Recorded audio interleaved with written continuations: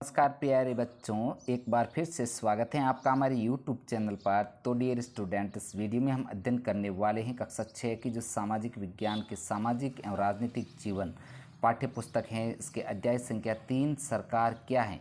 इस अध्याय का संपूर्ण सॉल्यूशन इस वीडियो के माध्यम से हम करेंगे। प्यारे बच्चों, आपसे रिक्वेस्ट है वीडियो को शुरू से लेकर लास्ट तक आप पूरा देखिएगा, जिससे आपको ये चैप्टर अच्छे से समझ में आ जाए और इन सारे के सारे प्रश्नों का सॉल्यूशन आप अपनी नोटबुक में आराम से कर सको। तो प्यारे बच्चों, आपसे रिक्वेस्ट भी है कि वीडियो को लाइक तथा शेयर जरूर कीजिएगा। साथियों, शुरू करते हैं सरकार क्या है के प्रश्न उत्तर। देखते हैं यहाँ पर प्रश्न संख्या 1 को सबसे पहले देखते हैं।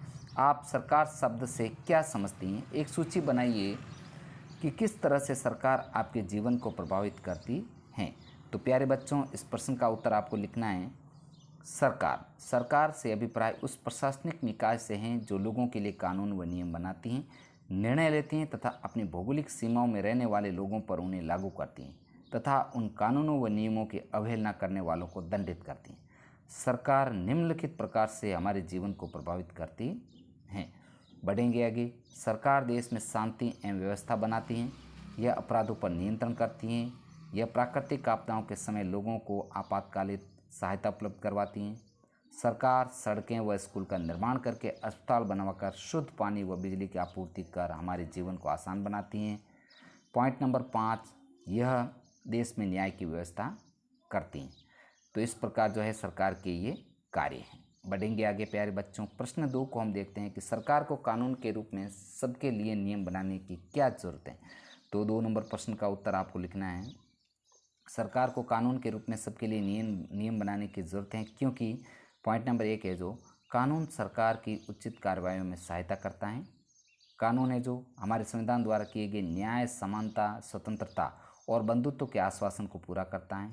पॉइंट नंबर 3, यह आश्वस्त करता है कि समाज अपराध रहित हैं तथा नागरिक यहाँ शांतिपूर्ण जीवन व्यतीत करते हैं।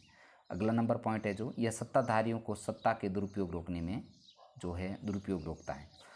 आगे बढ़ेंगे प्यारे बच्चों। प्रश्न 3 को देखते हैं। लोकतांत्रिक सरकार के आवश्यक लक्षण क्या है। तो प्यारे बच्चों, इस प्रश्न का आंसर है लोकतांत्रिक सरकार के आवश्यक लक्षण जो है निम्न है। 1 नंबर पॉइंट है लोकतांत्रिक सरकार का चयन जनता द्वारा सार्वभौमिक वयस्क मताधिकार के आधार पर किया जाता है। तो प्यारे बच्चों, यहाँ पर कमेंट के माध्यम से हमें एक प्रश्न का उत्तर जरूर बताना है कि भारत में वोट डालने के लिए उम्र कितनी है। ध्यान रखना, भारत में वोट डालने की उम्र कितनी है।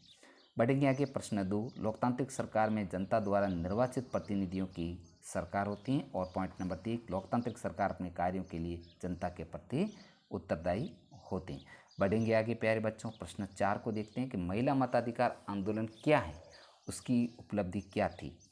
तो इस प्रश्न का आंसर आपको लिखना है कि महिला मताधिकार आंदोलन 20वीं शताब्दी के आरंभिक दशकों में यूरोपीय एवं अमेरिका में जो है महिलाओं द्वारा मताधिकार प्राप्त करने के लिए किए गए संघर्ष को महिला मताधिकार आंदोलन सरफेज मूवमेंट कहते हैं। यहाँ पर आपके प्यारे बच्चों करना है यूरोपीय, यू आएगा। महिला मताधिकार आंदोलन की उपलब्धि। अब इसके जो है महिला मताधिकार आंदोलन के परिणाम फलस्वरूप ही अमेरिका में 1920 में महिलाओं को अधिकार प्राप्त हुआ वोट डालने का। इसके फलस्वरूप इंग्लैंड में महिलाओं को मताधिकार सन 1928 ईस्वी में प्राप्त हुआ।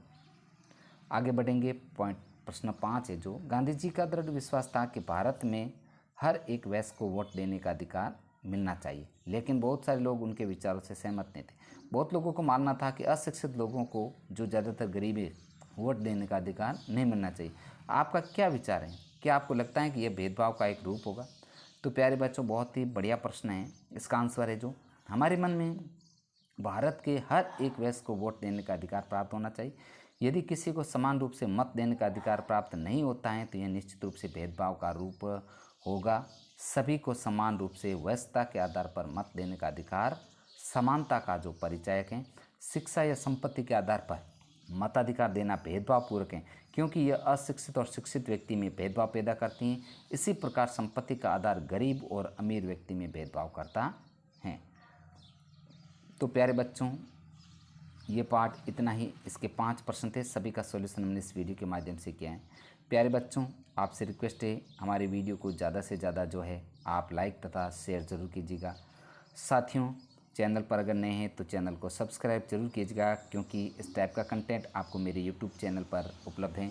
और हाँ, सब्सक्राइब के साथ में आपको बेल आइकन ज़रूर प्रेस करना है, क्योंकि आप तक जब भी मैं वीडियो अपलोड करूं आप तक नोटिफिकेशन सबसे पहले पहुंचे। तो प्यारे बच्चों, मिलेंगे अगले नेक्स्ट जो है चैप्टर के साथ में। वीडियो देखने के लिए आपका धन्यवाद।